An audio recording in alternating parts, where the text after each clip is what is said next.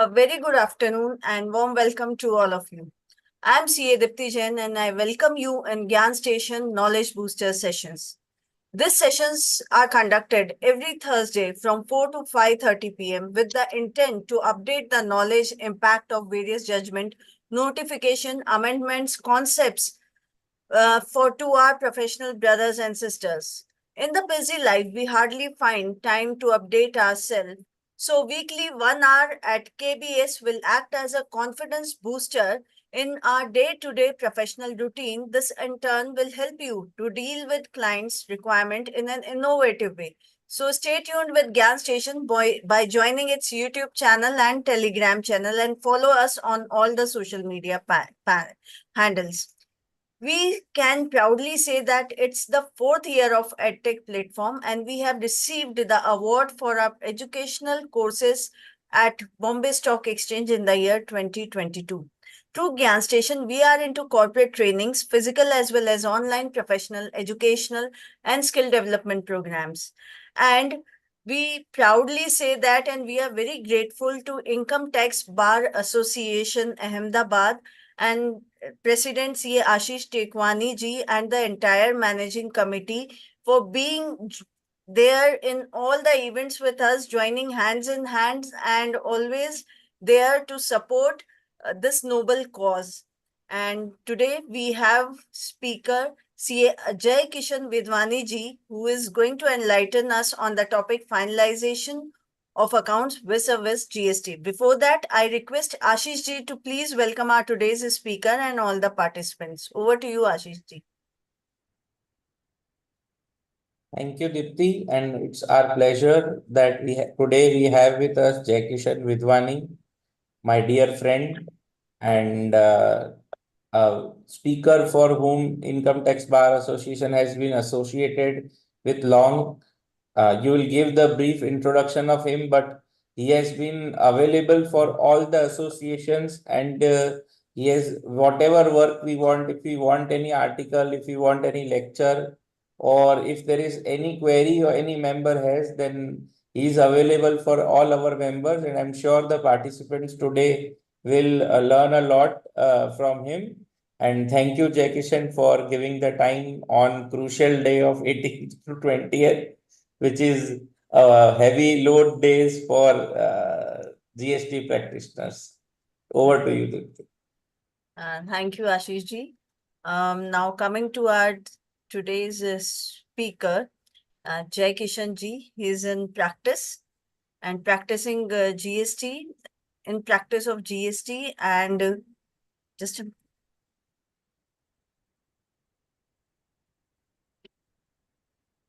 he is a FCA, LLM and DISA. He is proprietor at J.K. Vidhwani and Associates Chartered Accountants, and he practices in the field of indirect tax litigation.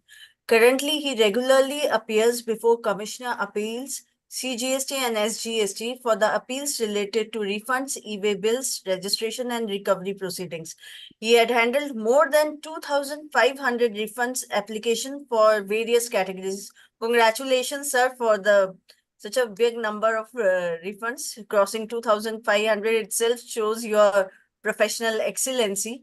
He had worked as an assistant manager with Deloitte and Huskins and Sales LLP Mumbai, one of the big four audit firms in the world in the field of audit and assurance. And he had a wide range of experience in the field of GST advisory. Today, he is going to enlighten us on the topic of finalization of accounts vis-a-vis GST, in which he is going to cover review of balance sheet items under GST, review of profit and loss accounts, impact on CARO and TAR, and reporting of GST and ITR.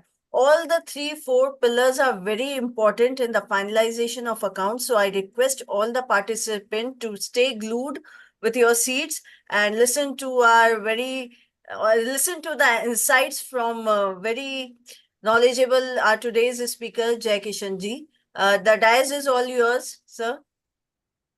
Thank you very much, Dipti ji and Ashish ji, for the warm welcome. At the outset, I would like to thank Income Tax Bar Association and GyaanStation for providing me this opportunity. to share my insights on finalization of accounts vis-a-vis GST and audit under GST. Both will be covered today. So let's begin. So should I share the screen now? Yes, yes, please. Yes. So I will try to cover both the aspects that because once the finalization starts, the role of auditor also is started parallelly. So let's start for the session. So today's agenda will be what is the meaning of financial statement, review of balance sheet item, review of profit and loss item, impact on CARO and tax audit report, reporting of GST in ITR and the based on the real life case studies. So as we have seen that what is the primary objectives of an auditor? It is to obtain a reasonable assurance that whether the financial statements are as a whole are free from material misstatement, whether due to fraud or error.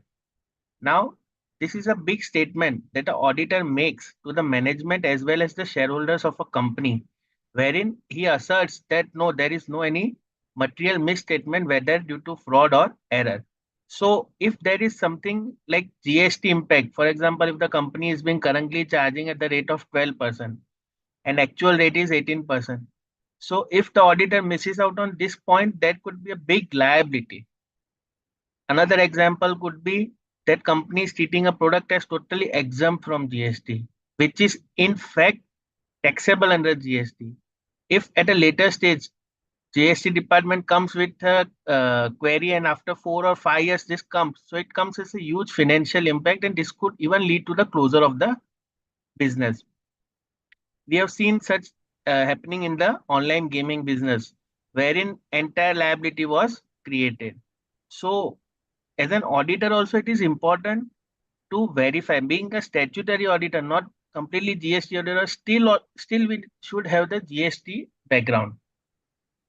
Basics of GST must be clear and that should be verified even while certifying the statutory audit report. Second is the primary objective is to ensure that the financial statements give a true and fair view in conformity with the accounting principle generally accepted in India. Now, even this is an important aspect as an auditor. So we will see in the further slide how this is aligned with the GST. Here, I would also like to recognize the presence of CA Vishal Dagaria, the Vikasa chairman of Navi Mumbai branch. Vishalji, welcome in today's session. Thank you, ma'am. Thank you so much. Thank you for joining us. Jaykishan ji, please continue. Yes. So now moving forward, we are moving at the meaning of what is the finalization of accounts. Finalization of accounts refers to the process of planning and control of activities relating to the preparation of financial statement of a business entity. Financial statement normally comprises of balance sheet, P&L, cash flow, statement of changes in equity, and notes to accounts related to A, B, C, and D. So we have to comprehensively audit all the 5 components of financial statement, taking the GST in mind. So now we will see what is the importance of the simultaneous conduct of GST audit. That the due date of filing GST are 9 and 9C. Now, though 9C is not required to be certified by a CA, but there is no change in the form. Hence, it is as good as GST audit. So, the due date of filing 9 and 9C under the GST is 31st December, following the end of financial year. For example, for the year 23-24, it would be 31st December 2024. However, the due date of submission of audited accounts under the Acts such as Companies Act and Income Tax Act 1961 is earlier than GST. So it is 30 September.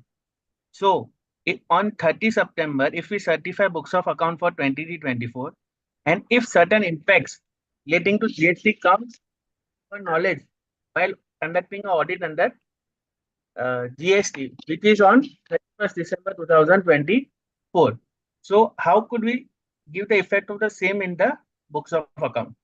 So hence, before 30 September, finalization of income tax account, we should always finalize the GST angle also. Books of account and the GST also. So as a result, businesses and auditors often finalize and file the financial statement with the ROC and the income tax authorities before commencing the process of preparing the annual return under the GST Act. However, this approach may not be ideal, as error identified during the GST audit process can lead to significant misstatements in the financial statement, impacting the true and fair view. Hence, it is always advisable to finalize the accounts as per GST first and then submit to the Income Tax and Other Company Act. Now, further, to ensure the accuracy and integrity of the financial statement, it is essential for auditors to review the GST laws during the finalization of audit of the financial statement and other statutes. The auditor should conduct a broad view of reconciliation items, comparing the books of accounts with the GST returns to identify any significant differences. This review helps to prevent major surprises during the GST audit and ensure that there are no material misstatements in the financial statements. By incorporating a comprehensive overview of GST compliance during the audit process of financial statements, the auditors can mitigate the risk of errors and omissions during the accuracy and reliability of the financial statement. So it is always advisable to conduct the GST audit before submission of financial statement. Now I have taken certain checkpoints, which are broad checkpoints that one should take care before finalization. First is what reconciliations needs to be done.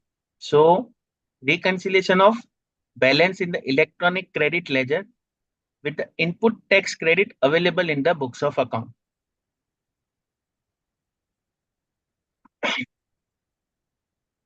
For example, after filing the GSTR 3B return for the month of March 2024, the balance in the electronic credit ledger should match with the balance receivable under the GST Act and as per the books of account. If there is any mismatch, we need to highlight such difference and identify the reasons for such difference. Balance in electronic cash ledger with the cash paid means challan paid in the books of account. The same should match.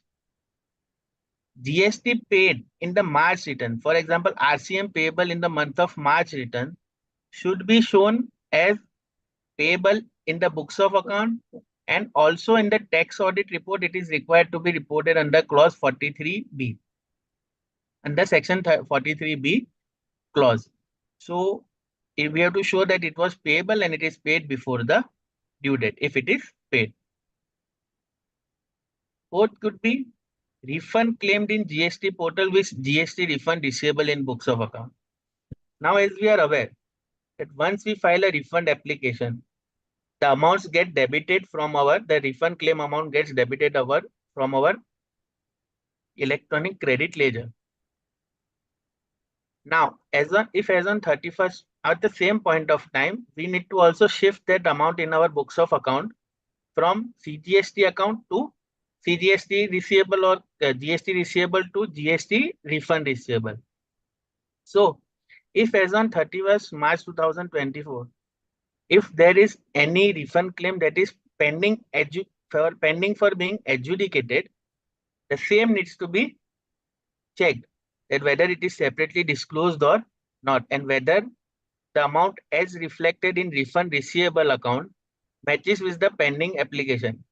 If there is any entry to be done, for example, the refund has been received and the same has not been credited to the refund receivable account. So this would be an incorrect position in law, wherein the refund receivables would be shown at a higher amount. Refund rejected in GST portal with rates and taxes in books. Certain times it is observed that the refund is rejected.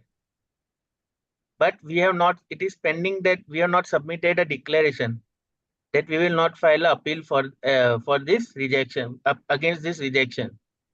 Now, in books of account, it is shown as refund receivable, but as of that moment of time, the refund is already rejected. It is just that it is not recredited in our account. So if that is the case, then we should take the appropriate steps to rectify the same. Turnover and output liability in GST returns and books. Turnover reconciliation, ITC claimed in GST returns and ITC as per books of accounts. ITC reverse. Now, in this also we need to make two bifurcations. Temporary ITC reversal and permanent ITC reversal vis-a-vis books of account. Next is ineligible ITC in GST returns and books of account. For example, if we have classified a particular ITC as ineligible in the books of account, we need to also reverse the same in the GSTR 3B. We need to reconfirm that whether the same has been done or not. If any SCN, ASMT 10 or demand order with any contingent liability, that needs to be represented in the books of account.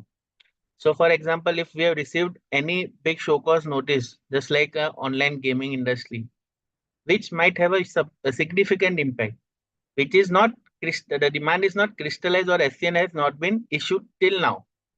Still, the auditor needs to disclose the same in the financial statements and even in his audit report that this contingent liability could arise. And the company also has to disclose that this much impact monetarily would be coming on the company if this GST liability is crystallized. Another checkpoints is, as we are aware, in GST for adjustment pertaining to FY 23-24, we are allowed to do till the 30th November 2024. So adjustment of previous year done in subsequent means 22-23 in 23-24, adjustment done in 23-24, 23-24 adjustment pending or done in 24-25. We need to maintain a separate list. Observations of internal auditors relating to GST. In listed companies, it is compulsory that internal auditors are appointed. There is a criteria of turnover above which compulsorily internal audit is required. The internal auditors present the report to the audit committee every quarterly. So whether they have brought in some, if they have brought in some negative point, for example, they have reported any mismatch in the GST returns or something like that, that we need to take care. Ratio analysis across branches on quarterly basis. Next is very important. It is relating to RCM, TDS and TCS compliances. If we miss on any RCM for payment, then in future the credit might be in dispute. Next point is relating to Rule 86B compliance. It is observed that many a time this point is ignored, which pertains to the mandatorily 1% payment of the tax in cash.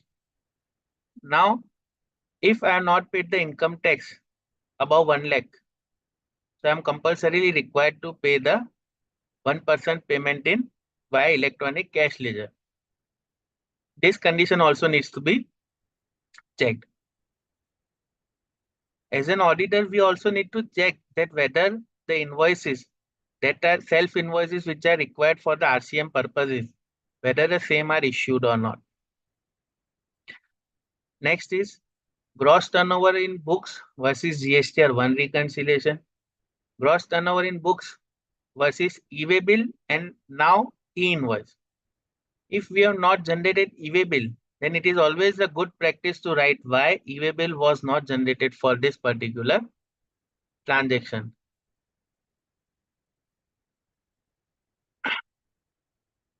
Next is ITC reconciliation in form 2B versus 3B, 2B versus book. Now it is crystal clear that what amount is being reflected in GSTR 2B, you are eligible for that amount of ITC only.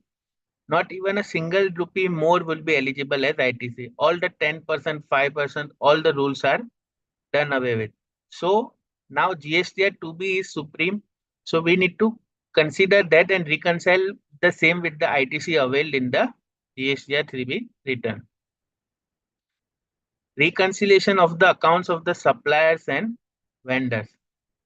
Now it is important to comply with the rule 37, wherein if you are not making any payment to the supplier within 180 days, then we need to temporarily reverse the input tax credit and we can reclaim the same in the upcoming GSTR 3B returns.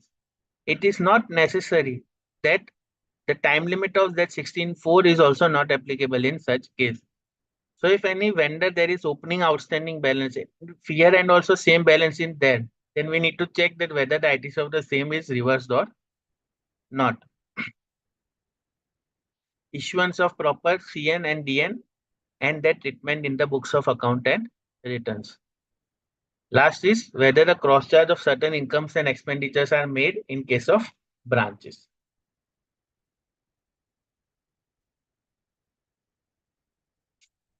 Now, another checkpoint is, yes, this is an amendment in the supply made to an SEZ. First is, before this amendment, any supply made to SEZ was qualifying as a zero rated supply, means you can avail the benefit of zero rating and supply to SEZ under LUT or make payment of tax and it would qualify as zero rated supply and you can claim the refund. Now there is amendment. For supply to SEZ to qualify as a zero rated supply and your eligibility of refund, you need to establish that such supply that is being done to an SEZ is for an authorized operation. Now as an auditor, we need to verify that if we are making any supply to a, if our client is making any supply to a person who is an SEZ unit or developer, then it is for the authorized operation. Then only zero rating or zero tax is allowed. If it is not for an authorized operation, compulsory our client has to pay the full GST on the same. Next is foreign exchange fluctuation. Now, if any foreign payments are made for import of services, the same needs to be verified with the purpose of RCM. On the P&L credit side, it is observed that for a presentation purpose only, the income is netted off against expense. For example, it is like this expense is incurred against this income. Then let's net off. For example, cost of goods sold. To present cost of goods sold, the formula is opening stock of raw material plus purchase minus sale of raw material minus closing stock. Then this sale of raw material is actually a GST income. We need to identify such transaction and bring the same under the GST net. Next is 2B versus 3B. We can always, portal has provided a very good system of tax liabilities and comparisons. So under the returns category, you can always find this tax liabilities and comparison. If any liability that has been disclosed in GSTR 1, the same has to be discharged in GSTR 3B. One thing I would like to highlight at this point of time is that if you declare anything in GSTR 1, it becomes your self-assessed liability and you need to compulsory make the payment of the tax pertaining to the same. So if you have wrongly disclosed any liability in GSTR 1, you should immediately issue a CN or make an amendment to the same to nullify that liability, because if it gets crystallized in GSTR 1, then you will compulsorily have to pay in GSTR 3B.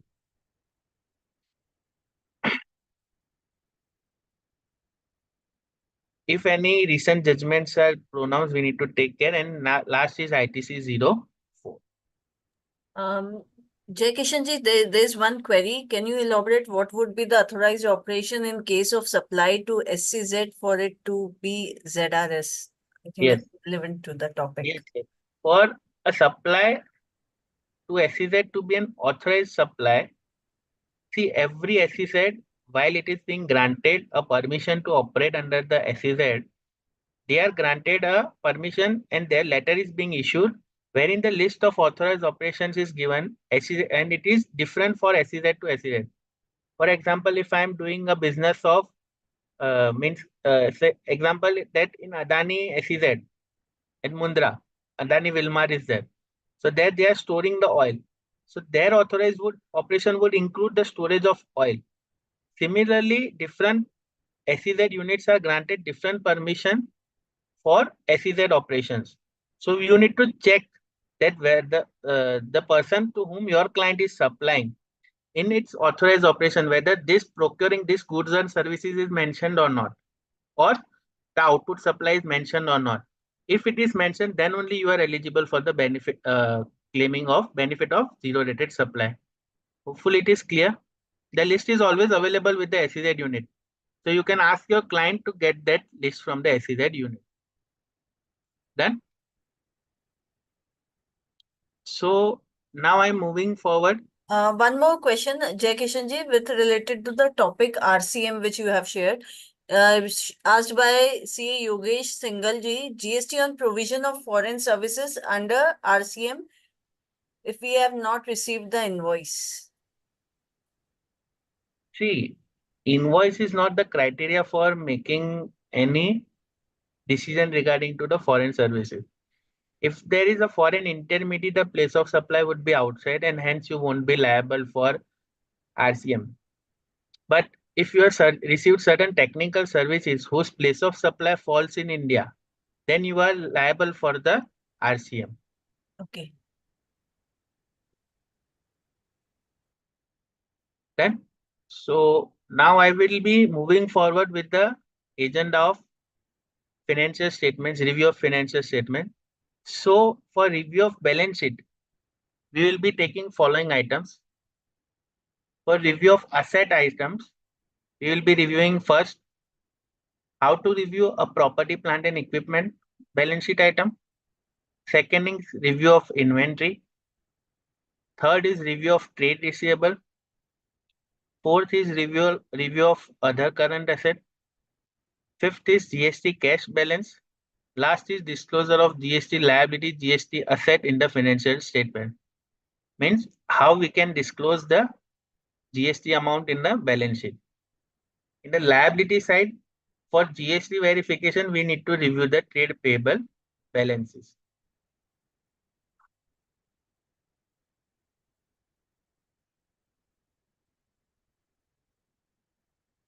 So, first asset category, it is property, plant and equipment.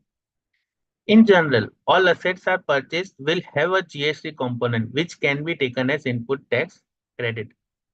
Now, there is one condition that if you have capitalized the GST amount, you won't be eligible for a credit. For example, if I have purchased a machinery of 10 lakhs, 18% is a GST amount. I need to capitalize the asset with the value of 10 lakh only. Then only I will be eligible with the credit of 1,80,000. If I capitalize the asset with 11,80,000, then I won't be eligible for the credit of GST. So hopefully I made this point clear. There are certain ineligible or block credit. First is motor vehicle.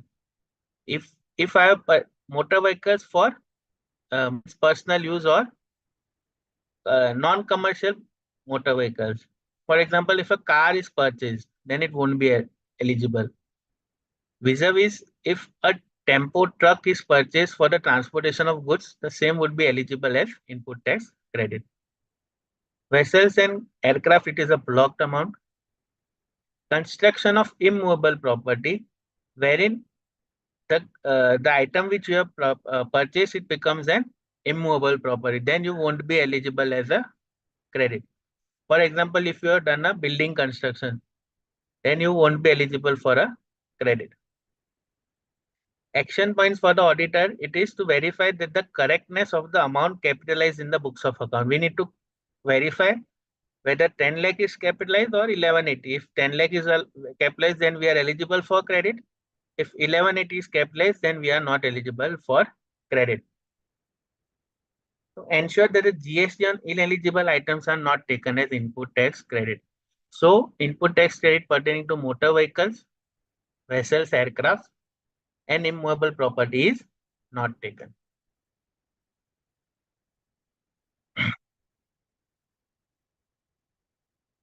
Next would be if I am getting job work done on my inputs and I am providing my molds. So capital assets like molds, dies, jigs, fixtures, and tools held by the third parties are to be returned within a 3 years or extended from time to time by the appropriate authority. Now this would be reflected as an asset in my balance sheet. So if they are not returned or the extension is not done, then I have to treat them as deemed supply. So as an auditor, what would be my action point?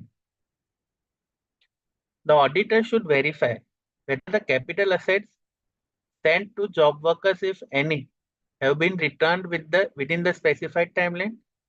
If the same is not returned, the auditor has to ensure that the same has been declared as deemed supply and relevant tax has been discharged on the said assets. So this was the second category under asset and audit of property, plant and equipment.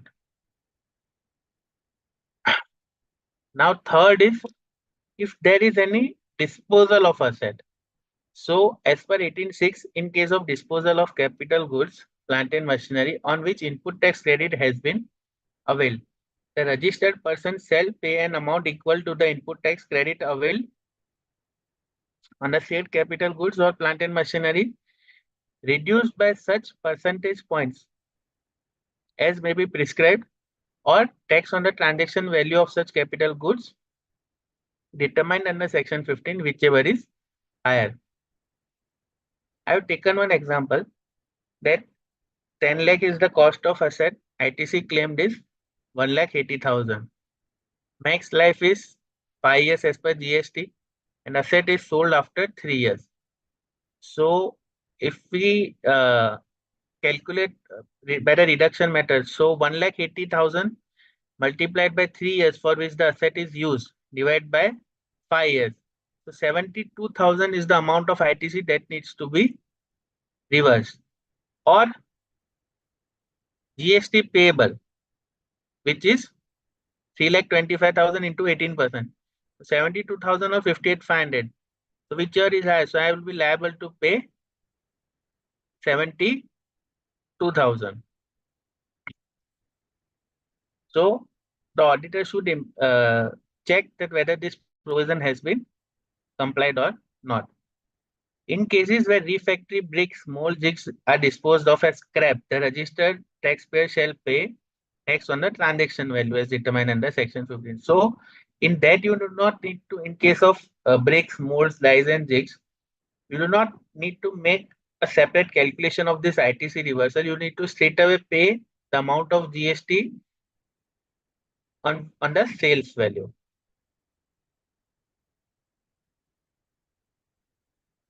Another point is that under Ind AS, companies need to recognize that right to use of asset would be created in the books of account.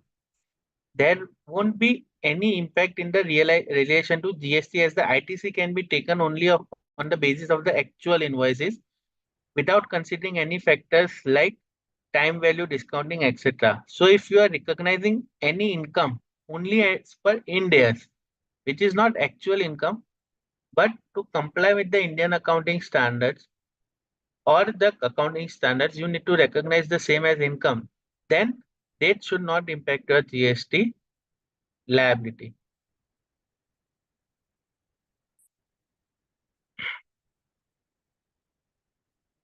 So we must be feeling that this is being complicated, becoming complicated and complicated. Even it was introduced as simply goods and simple tax. So with this, we complete one asset class, property, plant and equipment, verification of property, plant and equipment. Now we are moving to the second asset class, that is the verification of the inventory. So in inventory, first part is goods in transit. In case of goods in transit, the input tax credit shall be available on the invoices from the suppliers only when the goods are received by the entity. Means if the goods are dispatched on 28 and if I have received the same on 2nd April, whether I would be eligible for the credit of the same in 24 in the March 24 return or April 24. The correct answer is April 24. In March 24, I need to avail the credit, reverse it under the temporary reversal because I am not satisfying the condition of ITC availment, wherein it is compulsorily required that for availment of input tax credit, you must actually receive the goods.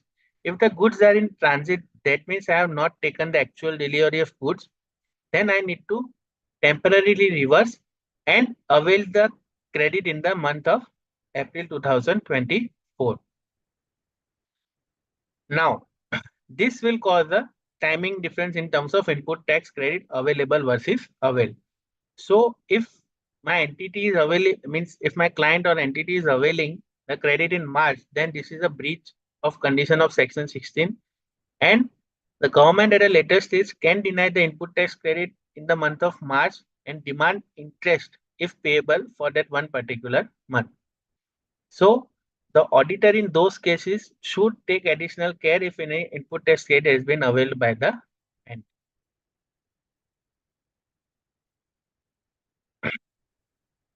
Same if my in first case we have observed that my molds, dies, jigs are with the job worker. In this case, my raw materials for which the processing is pending by the job worker is at the site of the job worker. So there can be cases where the raw materials are directly sent to the job worker premises from the vendor's location without passing through the principal. In this situation, the principal can claim ITC only when the goods are physically received by the job worker. There can be also be cases that goods move to multiple job workers. Example, textile industry for various stages of production.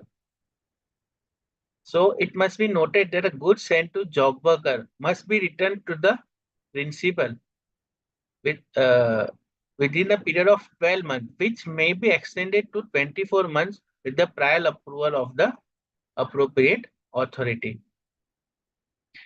The auditor, while finalizing the accounts of an entity, should verify whether the goods lying at third party are returned within the prescribed time limit. If the same is not returned within the prescribed time limit, the same will be treated as deemed supply and creation of liability and payment of tax would be warranted on the said goods. Now, another concept is sale on approval basis. In the case the goods are sent on sale or approval basis, the supply shall be deemed either at the time of supply or 6 months from the date of such removal, whichever is earlier.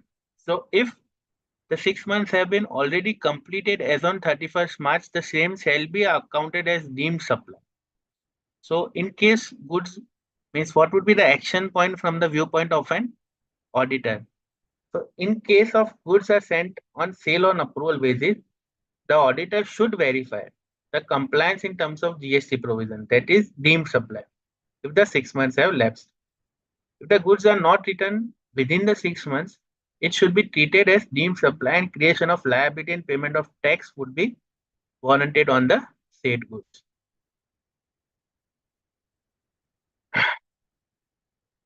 Next is adjustment on account of inventory verification. For example, as per books of account, there is 1 lakh quantity, while actual physical verification was done and it was found that only 85,000 quantity of raw material is available. So 15,000 needs to be written off, and the ITC pertaining to the same needs to be reversed.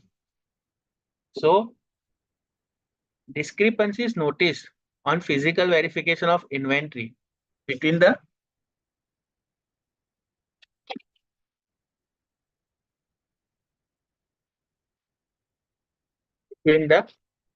book stock and physical stock must be examined and suitable action to be taken. These differences may arise due to expired goods beyond shelf life. There could be theft, damage, distribution of free samples, return to vendors which has not been accounted, and non-accounting of purchases in the financial record. Some of these differences must be written off or written back.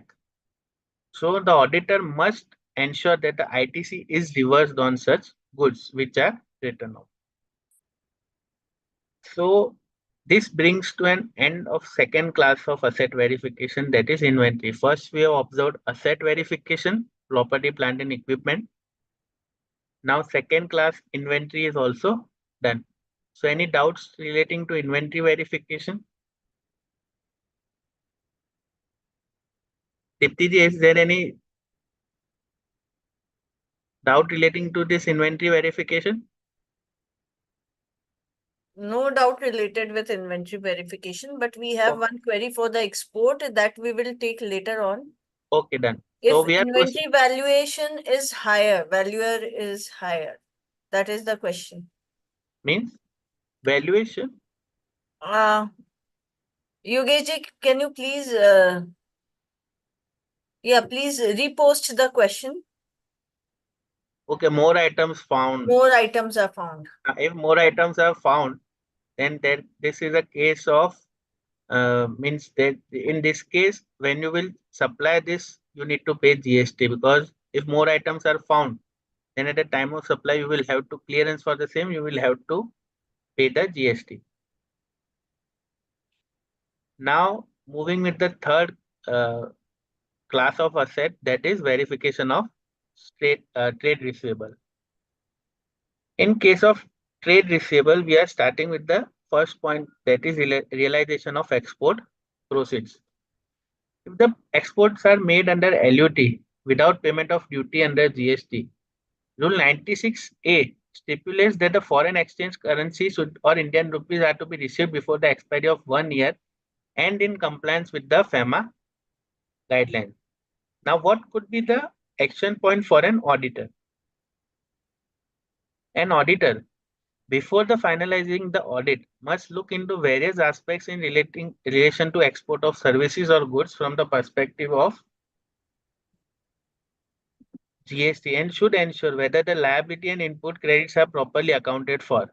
From a finalization perspective, the auditor is expected to verify whether the export of services criteria is met in terms of receipt of foreign currency. Because if there is no receipt in foreign currency, then it won't qualify as an export of services, and whether the same is received within a stipulated period. In case the same is not done, and if the tax payable is material, it may impact the true and fair view of the financial statement. So it is important to verify whether the foreign currency is realized. So if we bifurcate the impact, in case of export of goods, if you have received the GST refund and you are not receiving the payment in foreign currency in compliance with FEMA, then we need to reverse the input tax credit, means we need to repay the amount of refund received to the proportion of amount not received. Means if we have not received $1 lakh, out of 1 lakh we have received only $20,000. So 80,000, to the extent that 80,000 not received, we need to repay the IGST refund along with interest. And in case of services, to qualify as an export of services, it is important that the amount is received in foreign currency. So at the time of trade receivable verification, we need to verify both the aspects.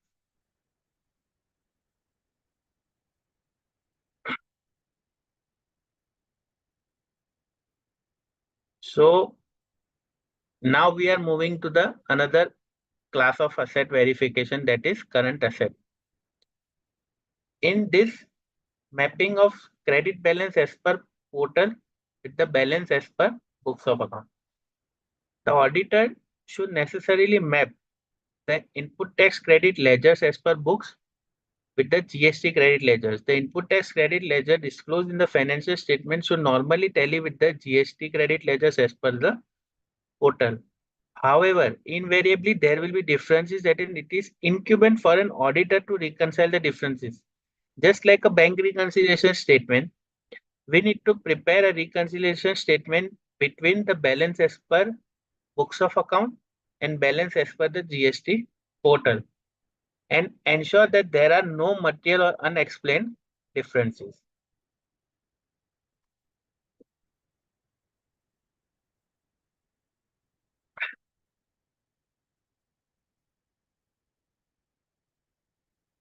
I have tried and highlighted certain reasons of such mismatch which I have come across. The following items would generally form part of the reconciliation between the books and the GST returns. First is input tax credit taken in subsequent return in the GST returns, whereas the same is accounted in a different. Like in an earlier example, I have mentioned that though accounting of that goods which has been dispatched on 29th of March and received on 3rd April would be done in the month of March, but for the GST, it would be eligible in the month of only April. So this could be a reconciliation item. Second could be that input tax credit disclosed in books of account, not available on GST portal. Why? There could be non-filing of forms, means non-filing of GST returns by the company in case of merger acquisition, or the input tax credit taken even before the registration. So there could be, or the supplier has not even filed any return pertaining to the supply made to us. So if the same is not reflected, then we are not eligible for the credit. And this could be a reconciliation item. Third is reversal of ITC made in portal but not reversed in the books of account. For example, if we have filed and submitted a DRC 03 voluntary payment on portal, the same also needs to be accounted and expensed off in the books of account. If the same is pending, then it would form a reconciliation item. Refunds rejected / short received not adjusted in the books of account. In our example, I can take that if I have applied for a claim of 10 lakh and 9,50,000 is sanctioned. So 50,000 I need to knock off and retransfer it to the electronic means GST ledger from the refund receivable. If the same is not done, there would be a mismatch. Refunds filed without transferring the ITC to refund receivable. Reverse scenario, if I have filed a refund claim but not transferred the amount from GST ledger to refund receivable, then also there would be a mismatch. So it is just like a bank reconciliation statement. We need to reconcile the balance as per bank with the balance as per books of account. Similar way, we need to reconcile the balance as per GST portal with the balance as per books of account. So this would be one of the, this could be possible reconciliation items. Yogesh ji will be taking questions after completion of the session or at the last.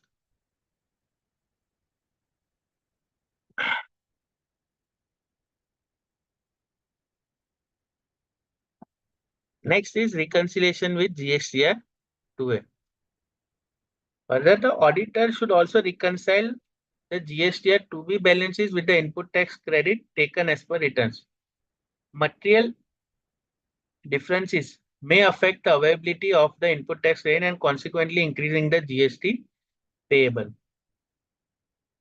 The following items could be from the part of, following are the reconciliation items. As in the earlier slide, we observed the reconciliation items of balance as per portal and balance as per books.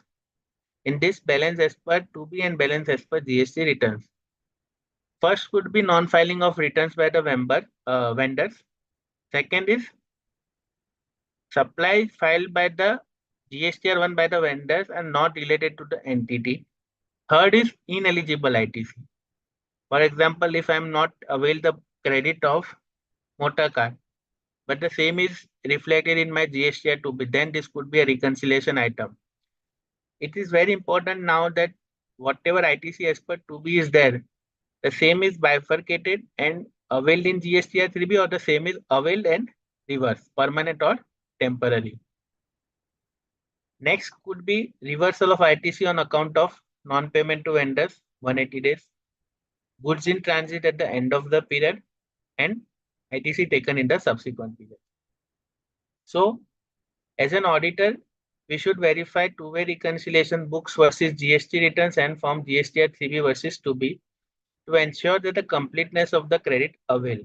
The auditor should ensure that the balances of the input tax credit as per the financial statements comprise of the eligible credits, highlight eligible credit, as per the relevant provisions of the CGST Act. Ineligible credits, if any, must be either capitalized or expensed of, depending on the nature of the input tax credit. The differences in the reconciling of items or in case of ineligible credit, if material, will affect the true and fair view of the financial statements.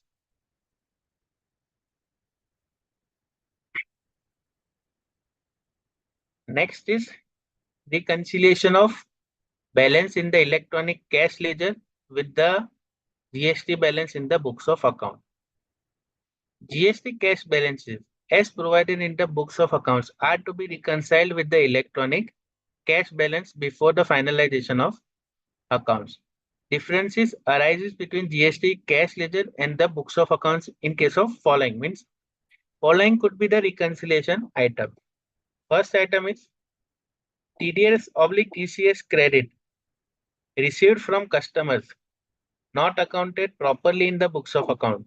For example, if I have been making a supply through e-commerce operator or government to the government entity, and if they are deducting the TDS and TCS credit, I have filed the GST returns and I have availed the credit in the electronic cash ledger, but I have not made the accounting of such availment of the GST credit. Then this could be a reconciliation item. Cash paid on account of any demand or self-assessment during the annual return filing, but payment not properly dealt with in the books of account. If I have made a payment of any challan, and if I have not, and I have set off the same by filing the DRC 03, if the same is not accounted for in the books of account properly, this could be a reconciliation item. Third is amount paid on account of any demand which has been properly dealt with the books of account, but relevant file has not been filed to offset.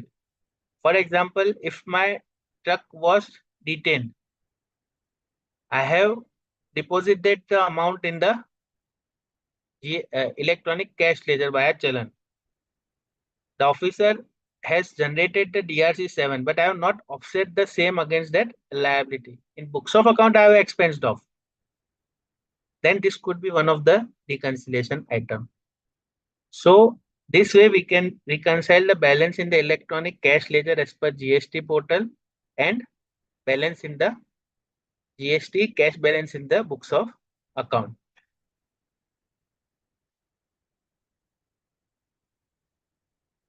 Now, disclosure of GST balance.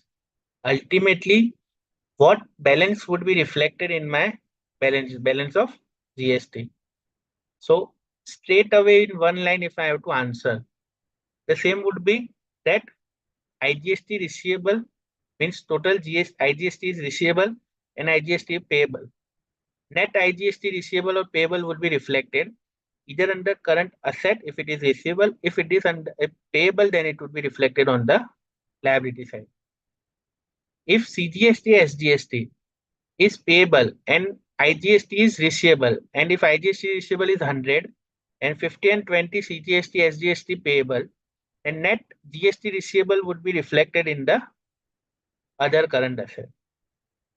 Vice versa, if CGST receivable is 50, SGST payable is 50, then they won't can be set off statutorily. Hence, they would be reflected separately. And CGST would be reflected as an asset, and SGST would be reflected as an liability. Let's look into this. That the GST input tax credit balances and output liability shall be allowed to be set off when the entity has legal enforceable right to set off the recognized amount. Means IGST can be set off against CGST and SGST. Hence, they are allowed to be knock off. The excess of input credit over output payables shall be disclosed as part of other current asset, and excess of output liability over the input credit shall be disclosed as the current liability. If the right of set-off is not statutorily available, then the same shall be disclosed as gross number. That is, output liability will be shown as current liability and input credit shall be shown as current asset. Example, if a company has CGST input credit and SGST payable, then the same are disclosed as separately and are not allowed to set off under the GST law. Now with this, we complete the verification of asset side in case of balance sheet. Right now we are moving to the liability side. So for liabilities verification, we are taking trade payables. During the verification of trade payables, balances in the balance sheet, the auditor should necessarily verify the GST provisions for the purpose of allowability of the input tax credit. The auditor should verify the following from the finalization perspective.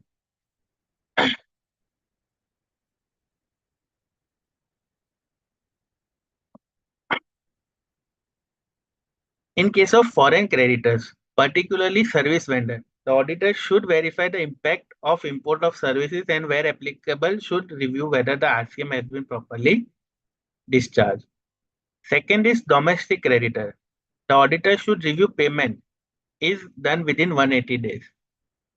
And if the same is not done, the ITC is reversed, and when the payment is done, the same is allowed to be reclaimed. Third is in case of e-commerce company, provision relating to TCS have to be closely monitored and discharging the liability should be done on a periodic basis as envisaged under the GST Act along with the relevant rules. So these are the points of verification in case of trade payables. Now we are done with the balance sheet part verification. Now we will be moving with the revenue means review of profit and loss account. In profit and loss account, verification of revenue items and verification of expenses. In verification of revenue, we need to verify turnover of each registration in case of multi-location or multi-registration, supply between GST of same PAN, cross-utilization of services / cross charges, activities treated as supply even if made without consideration, classification of supply under various chapters, impact of discount on GST, impact of GST on advances received, exchange rate impact on turnover, non-GST supply, sales promotion schemes, free supplies, FOC, buy one get one offer, expense reimbursement, accounting standard adjustment, and Ind AS adjustment. In the case of expense verification, we need to verify the block credit, expense paid on RCM expense or which GST is payable on RCM basis, import of services, recoveries from employees and perquisites to employees. Now we will be going through each and every item of revenue verification. First is turnover reconciliation of each registration in case there are multi-location and multi-registration. Financial statements are prepared on a consolidated basis for an entity as a whole. From the perspective of GST, an entity can have multiple GSTs on account of following reasons. First is operation in multiple states, multiple registrations within the same state, registration mandated within the same state, that is SEZ and DTA locations. So the turnover of each registration is to be consolidated and compared with the turnover disclosed in the income statement. The collation of data from the books of account maintained by the taxpayer in the case of pan-India service contracts may be a complex exercise if the percentage completion method is applied to contract. But the auditor should review the data provided for each registration to ensure that the proper disclosure in registration-wise return is done, as if not done, it may lead to the penal consequences. Now, as an auditor, what action points we need to take? The auditor should review the GST-wise return filed with the GST authorities and from GSTR1 and ensure that the data presented are appropriate.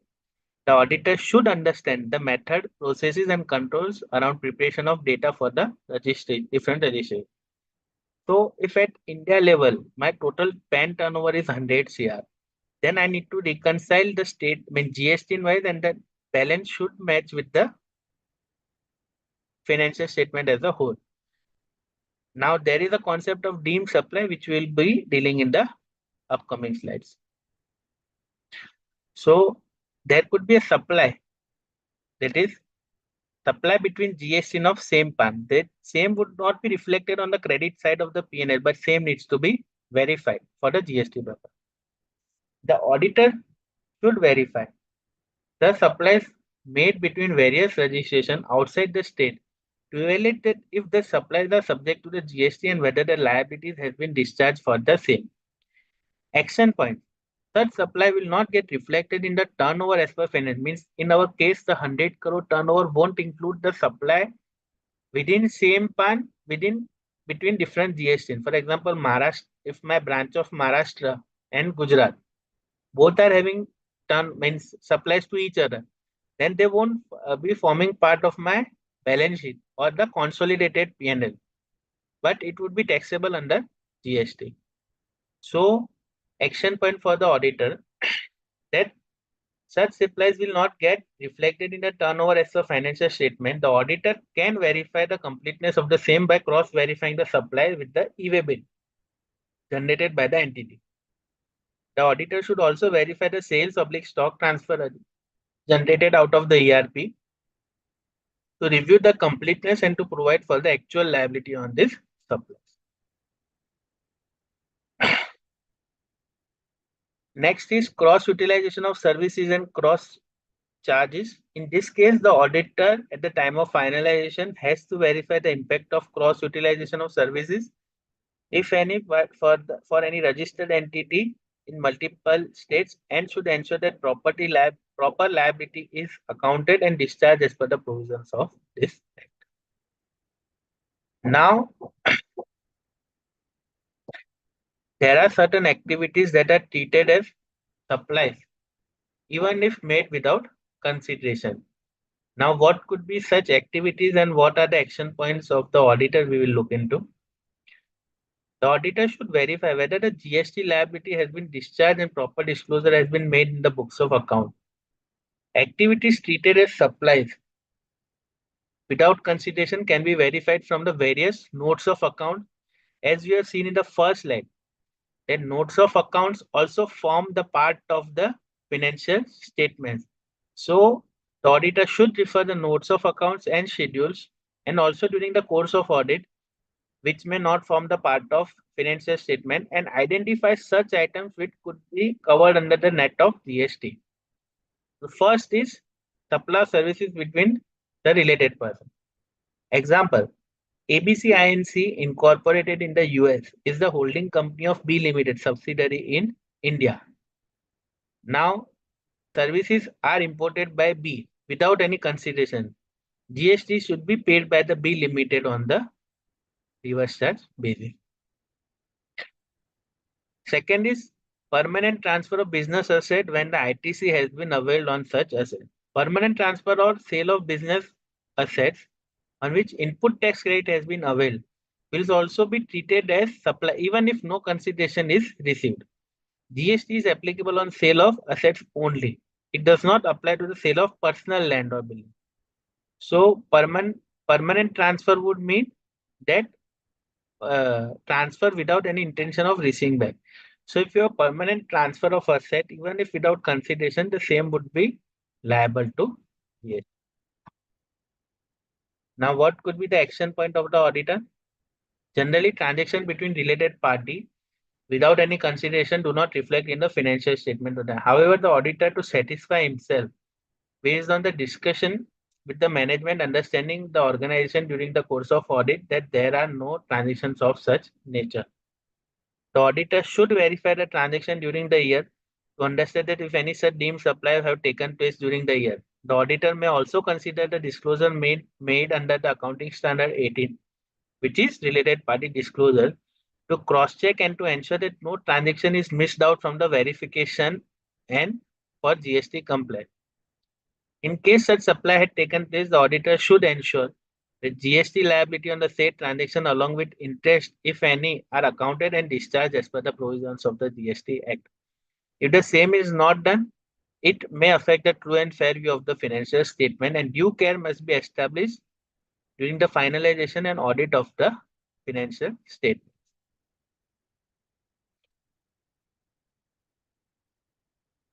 Next is HSN classification. In case an entity is operating in multiple products, for example, entity must discharge its GST liability based on the chapter heading under which the goods are being classified. There can be cases where the goods are defined under the multiple chapters. Similarly, there could be goods which can have different duty structure within the same chapter. The entity may inadvertently choose a lower rate, which would result in a short recovery and payment. I have taken one example that chapter 64 footwear, the articles are taxed at 18%, with the retail prices not exceeding 1,000, while the 5% is applicable if such sale price is marked or embossed on the footwear itself. This difference in rate must be properly captured in the stock item master, and auditor should ensure that footwear taxable at 18% has not been taxed at the 5%. So in footwear, there are two rates, 18% and 5%. So if in case of tax rate applicable of 18%, if I have recovered 5% from the customer, still I have done the supply under 18% and I won't be liable to pay the rate of 18%. I cannot say that I was not aware to collect the tax as 18%. So HSN classification is the most important thing during the audit. If the HSN classification is wrong, GST rate is wrong, GST liability discharge at the wrong rate, this could lead to a total disaster and huge demand under the GST. The auditor must satisfy himself that the entity has classified according to the relevant chapter the goods dealt by it. In case there is a difference in the chapter heading, GST liability may vary, and if material would affect the true and fair view of the financial statement. So it is of most importance that correct HSN classification, correct rate is done, then only a proper true and fair view could be provided.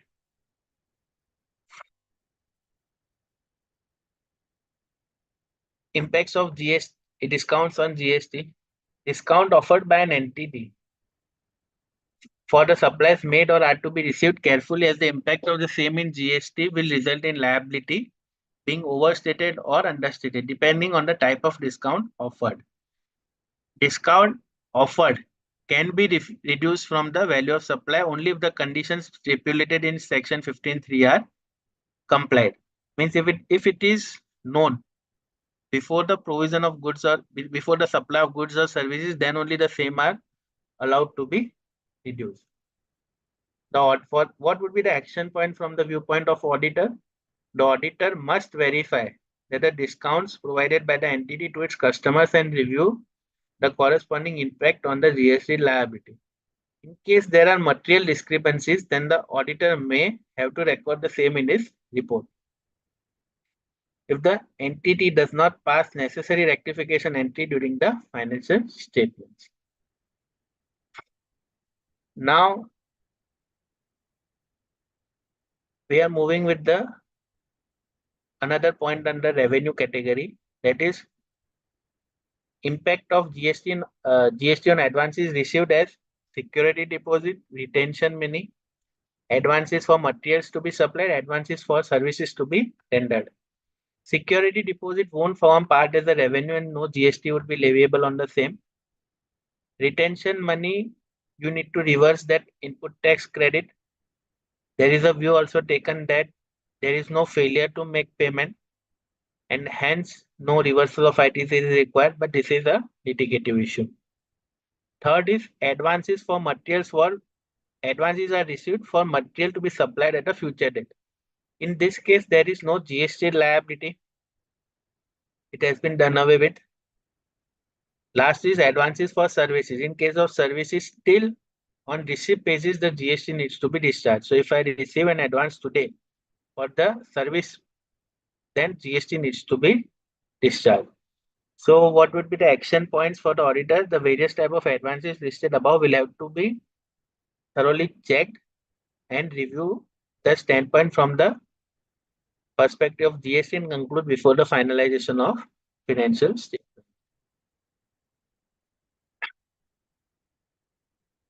Next is exchange rate impact on turnover. Supply of goods and services invoiced in foreign currency are recorded in the books of account as the exchange rate prevailing on the date of supply. Accounting standard 11, that is the effect of changes in foreign exchange rate, also allows to use an average rate, for example a week or month, that approximate the actual rate on the date of transaction. As per the GST, the exchange rate is to be adopted as notified under section 14. So this will lead to a difference between the books and GST return. The auditor must reconcile that reconcile the turnover as per the books with the figures reported in GSTR 1 and ensure that there are valid reason and explanation for the line item. So as we have seen that as per GST, you need to take the value as per Custom Act section 14 and the rate notified. And as per accounting standard, you can take the rate, means you can average rate you can take an average rate for that week or month. So this could result in a difference. So we need to prepare a reconciliation statement for the same. What could be the action point? Action point for such suppliers, an auditor must review the reconciliation for revenue as per financial statement with that of the amount declared in the GST. On account of difference in exchange rate, there is no difference in the foreign currency amount.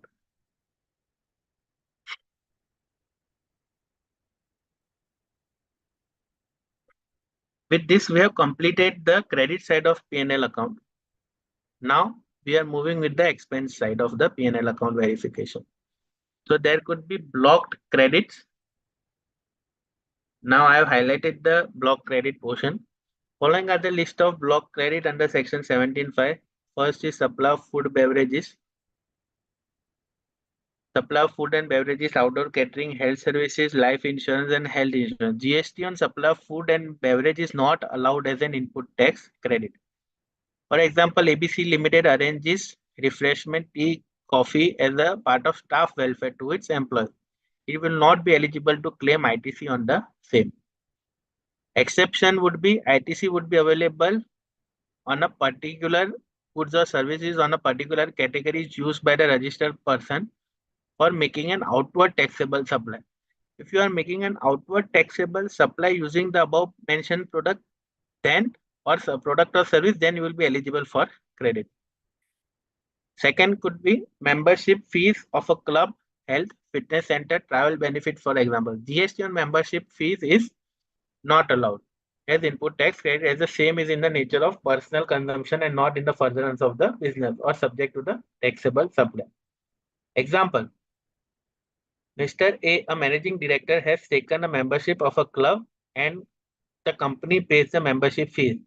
ITC will not be available for the same. Another example could be A Limited offers a travel package to its employees for the personal holidays. So ITC on GST paid by A Limited for the holiday package will not be allowed. Next is ITC on personal use of asset, goods, services. ITC will not be allowed for the personal purpose.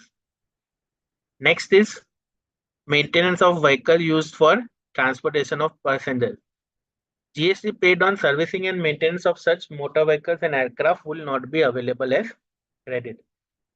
The auditor, while reviewing these expenses, must ensure that the entity has reversed the input tax credit if taken any of the above line items. So, with this, we conclude the review of balance sheet and profit and loss items. Now, two agendas are left: reporting in Caro and tax audit report. So, we will complete the same and then we will be opening the session for the query. So, in Caro, for GST angle, we are required to report in 2 points. Inventory. Clause number 3(2). Whether the physical verification of inventory has been conducted at reasonable intervals by the management, and whether in the opinion of the auditor the coverage and procedure of such verification by the management is appropriate, whether any discrepancies of 10% or more in the aggregate for each class of inventory were noticed, and if so, whether they have been properly dealt with in the books of account. While reporting under this clause, the auditor should ensure that the ITC availed on the inventory destroyed, damaged, lost, etc. has been reversed in the books of account. So, this is a correlation of a Caro point number clause 3 with the GST. Next is in clause 3(7)(a), we need to report that as an auditor whether the company is regular in depositing the undisputed statutory dues, including provident fund, ESI, income tax, sales tax, service tax, VAT, and any other statutory dues to the appropriate authorities. And if not, the extent of the arrears of outstanding statutory dues on the last day of the financial year for a period not more than 6 months from the date they become payable shall be indicated. As per ICI guidance note, the undisputed statutory dues would also include the GST. So that the same needs to be also reported. So as per 7B, in 7A, we need to report whether the discharge of undisputed GST was done regularly or not. If not done, then we need to provide adverse opinion. In 7B, whether there is any disputed statutory dues. For example, if there is any notice pending or there is dispute under GST, we need to report under clause 3(7)(b) of Caro. So what could be the impact? We'll look. The disputed statutory dues, where dues of income tax or sales tax or service tax or GST have not been deposited on account of any dispute, then the amounts involved in the forum where the dispute is pending shall be mentioned. This clause requires that in case of disputed statutory dues, the amounts involved should be stated along with the forum where the dispute is pending. For example, 10 CR notice is pending. Rule 9610 dispute is there, means I have taken excess refund. Then I need to disclose in the Caro that matter pending before the CGS appeals commissioner appeals, forum commissioner appeals, amount 10 CR and rule GST. So therefore, even minor amounts would be required to be reported under this. So the amount should be reported in a manner so that reader is able to understand the dispute, the amount of involved, and what could be the action point. Now the action point for the auditor should review the status of the past assessment. The auditor should obtain a confirmation and representation from management and review the probability of the issues being decided in the favor of entity depending on the phase of case. So auditor can obtain also an auditor can also ask from the legal opinion from the advocate who is fighting the case, that what is the probability of the winning this disputed case. Now, reporting under tax audit of GST. So, first is GST registration details are to be provided under Part A, Clause 4.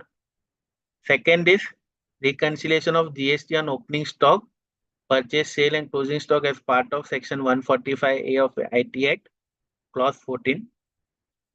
Particulars of depreciation allowable as per IT Act in respect of each particular block. This could be helpful for verification of the disposal of asset. Next is we need to report that any expenditure by way of penalty or fine or violation of any law is being paid. For example, if you have paid any penalty, not interest, under the GST, then we need to report the same under the clause 21A. And newly introduced is that details of GST paid on sales as part 43B. As I said, that March RCM liability or the amount to be paid by electronic cash ledger needs to be reported under clause 26. It has to be shown as payable, and if it is paid before the due date of filing of audit report, the same would be taken as paid. Yes, we have successfully completed the finalization of books of account in the discussion. Now, hopefully, I've done the from confusion to clarity. And now I open the session for the question and answer. Yes, ma'am, we can take the questions. Yeah. So there's one question from Vartika. The expenses which are spent as an office expense, does ITC is allowed on that? Ma'am, you need to be specific what would be the office expense. If it is food and beverage, then it is specifically blocked. And if it are for the furtherance of business and their office expense classified as office expense, hence it would the same. Yes, the same would be allowed. For example, stationery, it would be allowed. Rent, it would be allowed. Food and beverage is clearly not allowed. If you are taking your client for a dinner, the GST credit of the hotel is straight away not allowed. Hopefully, I have cleared it. Yes. Are you able to read the screen, sir? Question? Yes. Okay. The next question is from Aniruddha ji. He's asking, can you elaborate a bit more on retention money and applicability of GST on it? Retention money, if I have to pay, means I have taken an input service from one means supplier. And if I have to pay the retention money, so therein their rule pertaining to 180 days reversal comes into picture. So Yes. there is a clearly dispute that one line of argument is there is no failure to pay. There is a retention clause in the agreement that 10% will be payable after 2 years. So there is no failure to pay, and hence the credit is not required to be reversed. Second line of thought is that no, it has to be reversed. According to me, it is not required to be reversed. Okay. This question from Yogesh ji. I would like him to please unmute himself and ask the question directly. So, Jaykishan ji, can you please Yeah. stop sharing the screen? Yes, sir. So Yes, that ma'am. for better visibility of the participants. Yeah, please. Thank you, GyaanStation team. Thank you, Jaykishan ji, for this, wonderful financial statement preparation for audit and all this GST work. Really, very worthwhile session. Now I'm coming to my question, sir. See, there are two questions. First is that we we are exporting and we have received 92% or 90% money of our export. We can say ad hoc money.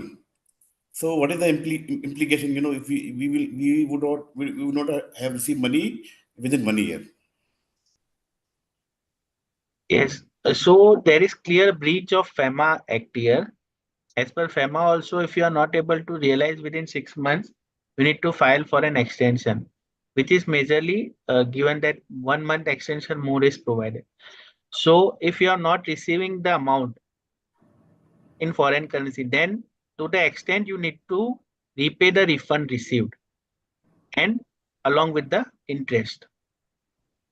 Refund I have not applied for. We have not applied for the refund. You have not applied for the refund. Yeah, for set period. Okay. So what was the reason for not applying? Because Reason just normal. I mean, we are accumulation thinking of that credit is there. we will. Pardon? There was no accumulation of input tax credit.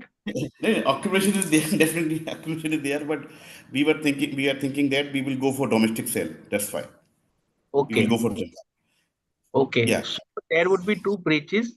Then we need to also look into the FEMA Act for the same. So you can check with the same because I am only practicing in the GST field. So I yes. won't be uh, No, I understand. giving a comment on the And yeah, my second question is also here. This. I mean, company has exported goods to a foreign customer, but that physical goods has not exported to out of India. It is in within India. So now, I mean, November month the company has exported. So 3 months is over, and shipping bill had not filed. So what is the resolution for that? What is the implications under GST? uh, there was voice breakage. Can you be little bit slow? Yeah, yes, sure. See, a company has export goods out of India, Okay. uh, but physical export has not been done so far. Okay. So Physical that's export. export. Yeah, physical export. I mean, Yes. goods are still lying in India with Okay. and the company has also not. I mean, shipping will has also not filed so far. Hmm. So, what is the implication under GST Act? So it won't qualify as an export itself because the export definition says that the goods had to be taken from a place out India to a place outside India. So technically and physically, if the goods are in India, they won't qualify Yeah. as export. Yes. Yes. Okay. So, sorry for interruption. We have to reverse this sale. Can we reverse this sale? You won't be allowed to book a sale itself, sir. A question of reversal does not arise. How can Okay. you book a sale? If you do not have any shipping bill, you do not have let export order, you cannot even book a sale. But yeah, the important point is that it is important to note that, my terms and condition with my buyer is X works. They have to collect goods from my place. Okay. For revision Won't happen. requisition, I mean, the terms and condition is completed. Means, but still you want to show it as export of goods, no? But No, no, it is I don't want to show because here with the goods are still in India only. goods are still in India, but Yeah. is the amount realized? Then why the goods are not being exported? The supplier is not means the recipient is not taking the delivery. What is the actual situation? Actual situation is that, sir, the Red Sea issue was there. Some inspection was also pending. Some technical inspection If was the also same pending. is pending, the actual you cannot book actual supply under GST and even in the accounting standard also because the rights related to same won't be passing. You are not parting with the Yes. okay, so it is not eligible to be booked as supply. So I have Okay. to reverse the invoice. I have to reverse the invoice. Yes, yes. Okay. Thank you. Thank you, sir. Thank you, Yogesh ji. Last two questions for today's session, then we will conclude. I also recognize the presence of our senior chartered accountant, CA Dinesh Babel, sir. Welcome you, sir. You are on mute. So, meanwhile, please take the next question.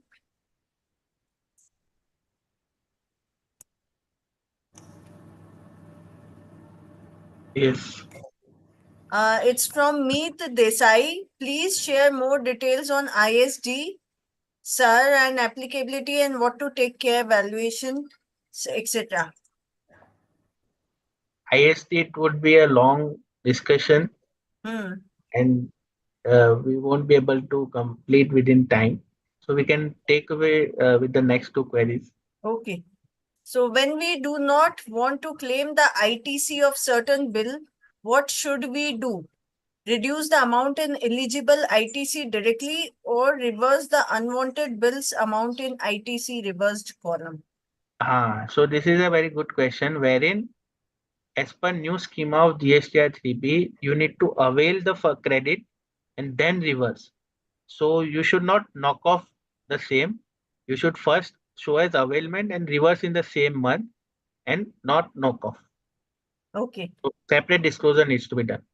Okay. Last question of the session. Need to know that is RCM applicable to educational trust 12AA registered, specially import of services made towards remittance in foreign currency for Cambridge exam conduction books, etc. RCM applicability to an educational trust, especially import of services made towards remittance. Remittance in foreign currency for Cambridge exams conduction. Exams are being conducted where? That is my question also, where the exams are conducted. Like they Exams are in India, they are acting as a center for conducting the exam. Yes, yes. Yeah, please, Seema. Please unmute yourself. 1 minute. This is last question of the session. Then quickly we will wind up.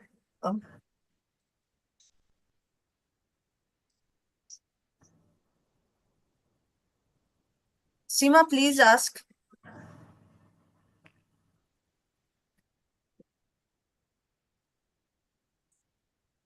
Yeah. Can you hear me, ma'am? Yeah, please, Seema, continue. Yes. So basically, I wanted to know with respect to this query. SSE is an educational trust, 12AA registered, and they basically 12AA, it's a school which is under the trust, and the school import services because foreign currency payments are made to Cambridge University or International Baccalaureate It's University. a registered entity, GST registered entity. No, not GST registered. Okay. So then is RCM applicable because the services are like foreign currency? So basically people are getting notices now that it is import of services. So you all need to, take get yourself registered and then do the compliances also. But since we are 12A registered, though we have to, do it or no, that was my Value question. Because I had registration, read it. Sir, yes. value registration is under income tax. There Hmm. is no connection of the same with the GST. So if in GST, if you are making a taxable supply or you are receiving such thing, then you are required to get yourself registered. Only for the receipt under RCM, you are not required to get registered. But if you are making any other taxable supply for which you are already registered, then yes, you need to make a payment under RCM. Okay.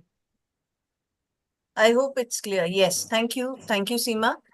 Now, we have with us CA Dinesh Babel, sir, very senior chartered accountant and inspiration for all of us. Sir, I welcome you. And we also have Hitesh Talresa with us from Mumbai. Welcome both of you. Babel ji, please, we would like to hear a few words for a minute from you. Please unmute yourself. आपका mute पे है Babel sir. हाँ जी. Yes. As Madam Ji have already introduced, I am a Dinesh Chandra Babel, a very usually people of the Navi Mumbai tell me a youngest chartered accountant of the Navi Mumbai. I am 81 year old and qualified in 72 and served India's top 8 industries, and now we are running our Mahavir International, where we are providing the good services related to the health and many things through the Mahavir International Center, Navi Mumbai. Today, this session is Sri Jaykishan ji Vidhwani has taken really very elaborate and very much again to read each and every point of the discussed by the Vidhwani ji, and thereafter again we will certainly make ourselves to put more questions also. but the way in which it has been elaborated, the way in which it has been described, and the way in which it has been given, this type of this lecture is a really very not anywhere available and nowhere is provided by the many times of the webinars.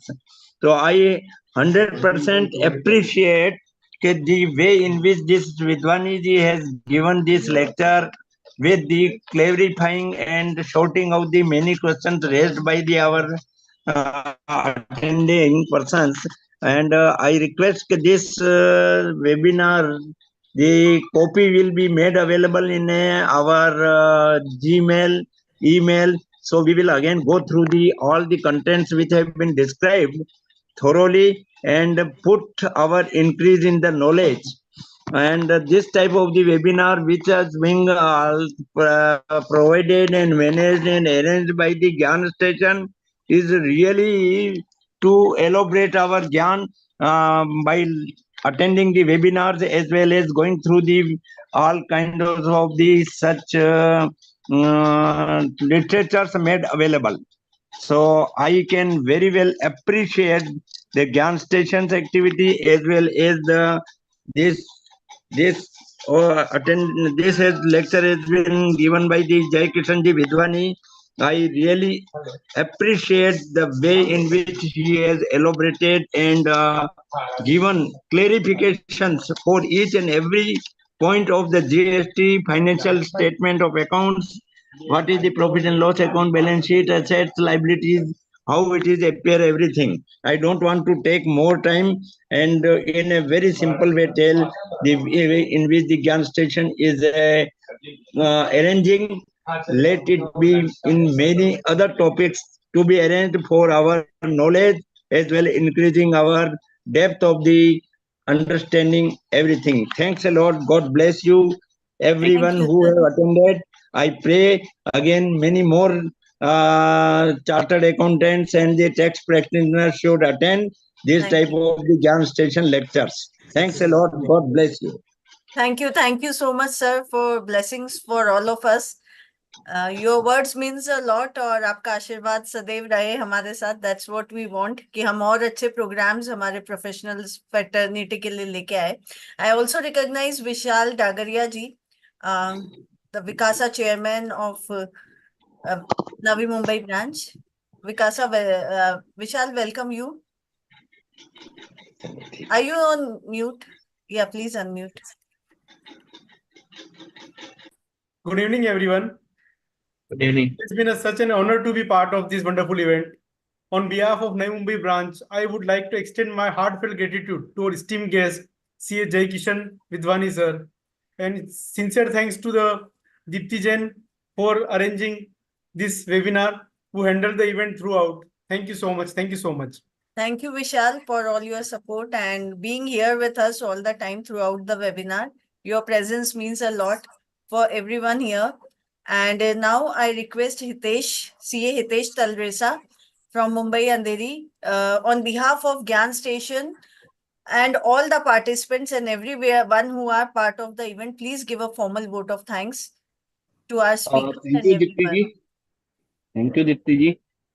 First of all, thank you, Jaykishan Vidhwani sir, for explaining thoroughly the finalization of account with the GST provisions.